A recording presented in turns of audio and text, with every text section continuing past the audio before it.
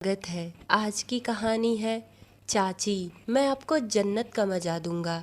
इस कहानी के सभी पात्र और घटनाएं काल्पनिक हैं। अगर ये कहानी आपको अच्छी लगे तो लाइक करें, शेयर करें। चैनल पर पहली बार है तो प्लीज़ मेरे चैनल को सब्सक्राइब करें। रागनी 20 साल की एक खूबसूरत लड़की थी, पर उसकी शादी 40 साल के एक सुरेश नाम के आदमी से होने वाली थी। रागनी के लिए ये बहुत दुख की बात थी कि उसकी शादी उसके दुगनी उम्र के आदमी से होने वाली थी। वो इस बात को लेकर बहुत दुखी थी, पर रागनी अपने घर वालों के खिलाफ भी नहीं जा सकती थी, क्योंकि उसके मायके में उसके माँ बाप बचपन में ही गुजर चुके थे। वो अपने चाचा चाची के साथ रहती थी। चाचा चाची ने जो रिश्ता उसके लिए ढूंढा, उस रिश्ते को उसे मजबूरन मानना पड़ा। इसलिए मजबूरन वो सुरेश से शादी करने को तैयार हो गई। रागनी और सुरेश की शादी बड़े साधारण तरीके से हुई, क्योंकि सुरेश की ये दूसरी शादी थी। उसकी पहली पत्नी किसी दुर्घटना का शिकार हो चुकी थी, इसलिए उसके घर वालों ने शादी में ज़्यादा तामझाम नहीं किया। रागनी दुल्हन बनकर सुरेश के घर आई। शादी की पहली रात को रागनी ने सुरेश से बात तक नहीं किया। सुरेश बहुत अच्छा इंसान था। उसने रागनी को परेशान न करते हुए तकिया उठा सोफे पर जाकर सो गया। सुरेश हर रात रागनी से बात करने की कोशिश करता, पर रागनी उसके करीब आना ही नहीं चाहती थी। सुरेश रागनी के मन की बात समझकर रागनी से कहता कि रागनी जी, जब आपकी सहमति होगी तभी मैं आपके करीब आऊँगा। यही कहकर सुरेश तकिया उठा हर रोज सोफे पर जाकर सो जाता। इसी तरह रागनी और सुरेश की शादी को लगभग 1 साल गुजरने वाले थे, पर सुरेश ने रागनी से कोई शिकायत नहीं की। धीरे धीरे रागनी को ये एहसास होने लगा कि सुरेश उम्र में चाहे मुझसे कितने भी बड़े हों, पर वो एक अच्छे इंसान हैं। अगर वो अच्छे नहीं होते तो आज वो मेरे साथ कुछ भी कर सकते थे, उनका हक बनता है। पर उन्होंने मेरी मर्जी के बिना मुझे छुआ तक नहीं। मुझे उनके साथ ऐसा नहीं करना चाहिए। अगले दिन रागनी और सुरेश के शादी की सालगिरह थी। रागनी ने सोचा, चलो शादी की पहली रात को ना सही, पर शादी की सालगिरह के दिन मैं अपने आप को सुरेश जी को समर्पित कर दूंगी। अगले दिन रागनी जब सोकर उठी तो बहुत खुश थी। उसने सुरेश से कहा, सुरेश जी, आज हमारी शादी की सालगिरह है। मैं चाहती हूँ कि आज हमारी शादी की सालगिरह यादगार बन जाए, और सरप्राइज के तौर पर मैं आपको एक ऐसा तोहफा दूँ जिसका इंतजार आप सालों से कर रहे हैं। आज पहली बार रागनी ने सुरेश से मुस्कुराकर बात किया था। सुरेश तो बेचारा रागनी की एक मुस्कान के लिए तरस गया था। उसने कहा, रागनी जी, आपको मुस्कुराता हुआ देखकर आज मेरा मन प्रसन्न हो गया। मैं अभी जाता हूँ और अपनी सालगिरह के लिए केक लाता हूँ। सुरेश एक प्राइवेट स्कूल में टीचर था। उसने स्कूल से आज छुट्टी ले ली और दोपहर का खाना खाने के बाद केक लाने बाजार चला गया। रागनी भी अपनी शादी के सालगिरह की तैयारियों में बिजी हो गई। दोपहर का काम निपटाने के बाद रागनी ने सोचा, शाम का खाना भी कुछ कुछ बना लेती हूँ, क्योंकि रागनी के ससुराल में उसके सास ससुर बहुत पहले ही गुजर चुके थे। वो अपने जेठ जेठानी के साथ रहती थी। जेठ जी विदेश में नौकरी करते थे और जेठानी की कुछ दिन से तबीयत खराब थी, जिस वजह से उनका बेड रेस्ट था। घर का सारा काम रागनी को ही करना था। रागनी ने शाम के खाने में पालक पनीर पुलाव और रायता जल्दी से बना लिया। इतना सब कुछ करने के बाद वो जल्दी से अपने कमरे में तैयार होने गई। आज रागनी ने लाल कलर की साड़ी, मांग में चटक पीले कलर की सिंदूर और हाथों में भर भर की चूड़ियाँ और माथे पर लाल कलर की बिंदी लगाकर एकदम नई नवेली दुल्हन लग रही थी। आज वो बहुत खूबसूरत लग रही थी। रागनी तैयार होकर सुरेश का इंतजार करने लगी। सुरेश को आने में देर हो रही थी, तो उसने सोचा, चलो किचन में जो काम बचा है निपटा लेती हूँ। रागनी किचन में काम करने चली गई। वो किचन में काम करती हुई प्रसन्न मन से अपने नई जीवन के शुरुआत के बारे में सोच रही थी कि आज मैं अपने आप को पूरी तरह से सुरेश जी को समर्पित करने वाली हूँ।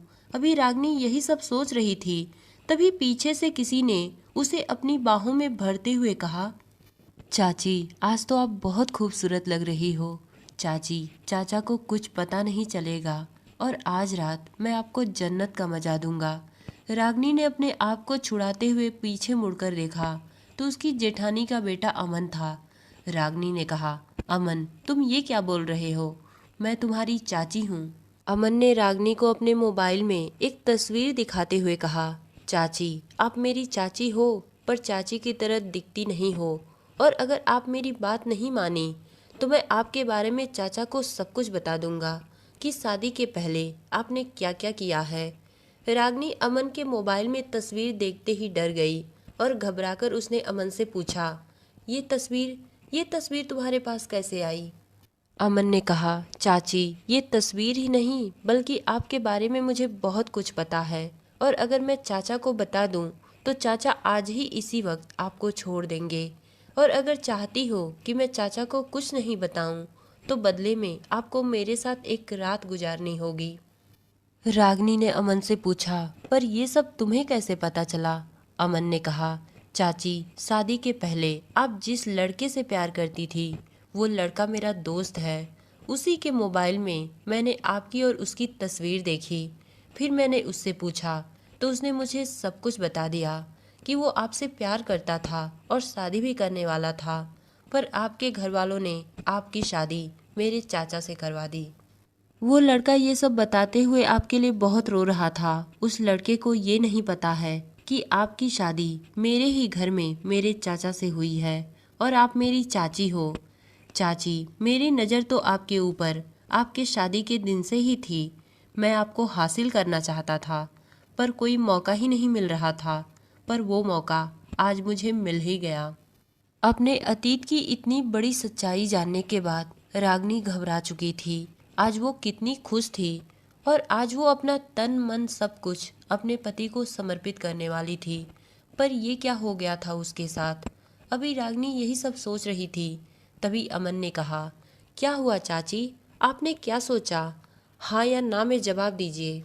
रागनी ने रोते हुए कहा, अमन मेरे साथ ऐसा मत करो, बदले में चाहे तुम मुझसे जो भी ले लो, कहो तो मैं तुम्हें कुछ पैसे और अपने सारे गहने दे दूं। मुझे छोड़ दो और सुरेश जी को ये सब मत बताओ। अभी रागनी और अमन में यही सब बातें हो रही थी, तभी वहाँ पर सुरेश आ गया। सुरेश ने आते ही कहा, क्या हुआ, तुम दोनों क्या बातें कर रहे हो? सुरेश को देखकर रागनी घबरा गई और उसने बात को संभालते हुए कहा, कुछ नहीं सुरेश जी, मैं तो अमन से ये बोल रही थी कि तुम्हारे चाचा को आने में कितनी देर हो रही है। सुरेश ने कहा, हाँ आज मेरा एक बहुत पुराना दोस्त मिल गया था, मैं उसी से बात करने लगा था। ठीक है, अगर लेट हो रहा है तो तुम सब जल्दी से आ जाओ, केक काटते हैं। रागनी ने कहा, जी सुरेश जी, मैं आरती की थाल लेकर आती हूँ। सुरेश और रागनी ने मिलकर केक काटा और अपने शादी की सालगिरह मनाई। आज सुरेश बहुत खुश था, रागनी भी बहुत खुश थी, पर उसके सामने बार बार अमन की बातें याद आ जाती और वो सोचकर घबरा जाती कि अगर मेरे अतीत की सच्चाई सुरेश जी को पता चल गई तो क्या होगा। रात का खाना खाने के बाद रागनी अपने कमरे में चली गई। आज रागनी ने अपने कमरे को सुहाग की सेज की तरह सजाया हुआ था। कमरा गुलाब की खुशबू और परफ्यूम से महक रहा था। सुरेश जब कमरे में आया तो रागनी बिस्तर पर बैठी हुई सिसक सिसक कर रो रही थी। रागनी को रोता हुआ देख सुरेश घबरा गया और उसके पास जाकर बोला, क्या हुआ रागनी जी, आप रो क्यों रही हैं? आपने तो कहा था कि सरप्राइज के तौर पर मैं आपको एक बहुत बड़ा तोहफा दूंगी, तो बताइए मेरा तोहफा कहाँ है? रागनी सुरेश के गले से लिपटकर फूट फूट कर रोते हुई कहने लगी, सुरेश जी, वो तोहफा देने से पहले मैं आपको कुछ बताना चाहती हूँ। मेरे अतीत की सच्चाई जानने के बाद अगर आप मुझे अपनाएंगे तो वही आपका तोहफा होगा। रागनी ने सुरेश को अपने और रवि के बारे में सब कुछ बता दिया कि वो शादी से पहले रवि नाम के एक लड़के से प्यार करती थी और उसी से शादी भी करना चाहती थी, पर घर वालों ने ज़बरदस्ती मेरी शादी आपसे करवा दी। मेरे और रवि के बारे में आपके भतीजे अमन को सब कुछ पता चल गया है। वो मुझे ब्लैकमेल कर रहा है और बदले में वो मेरे साथ एक रात बिताना चाहता है। रागनी के मुंह से सुरेश जब ये सब सुना तो सन्न रह गया। उसने कहा, अमन ये सब करने के बारे में सोचेगा, मैंने सपने में भी नहीं सोचा था। सुरेश ने रागनी से कहा, रागनी जी, शायद मैं आपको समझ नहीं पाया। मुझे लगता था कि मेरी और आपकी उम्र में बहुत ज़्यादा फासला है, इसलिए आप मुझे नहीं पसंद करती और मुझसे दूर दूर रहती हैं। पर सच्चाई तो कुछ और ही है। आप तो किसी और से प्यार करती हैं, इसलिए मुझे पसंद नहीं करती। रागिनी ने कहा, सुरेश जी, मैं जब आई थी तो आपको पसंद नहीं करती थी, पर आपकी अच्छाइयों ने मेरे मन और तन दोनों को जीत लिया है। अब मैं अपने अतीत को भूल चुकी हूँ और दिल से मैं आपकी होना चाहती हूँ। सुरेश ने रागिनी से कहा, रागिनी जी, मुझे ये सुनकर बहुत खुशी हुई कि आप अपने अतीत को भूलकर मेरे साथ ज़िंदगी गुजारना चाहती हैं, और मुझे इस बात की भी खुशी है कि आपने अमन का साथ न देते हुए मुझे समझा और अपने अतीत की गलतियों को बताया। नहीं तो लोग डर कर गलत कदम उठा लेते हैं और बहुत बड़े दलदल में फंस जाते हैं। सुरेश रागिनी को अपने गले से लगा लिया। आज रागिनी और सुरेश दोनों एक हो चुके थे। अगले दिन सुरेश अमन के पिता के पास फ़ोन करके अमन की सारी सच्चाई बता दी और कहा, भैया, आपके बेटे ने जो हरकत करने की कोशिश की है, ये जानने के बाद अब मैं एक पल भी इस घर में नहीं रह सकता। यही कहकर सुरेश रागिनी को लेकर दूसरे घर में रहने चला गया। दोस्तों, अगर अपनों का साथ हो तो इंसान बड़ी से बड़ी मुश्किलों का सामना बड़ी आसानी से कर सकता है और दुनिया की कोई भी ताकत हमारे रिश्ते को तोड़ भी नहीं सकती।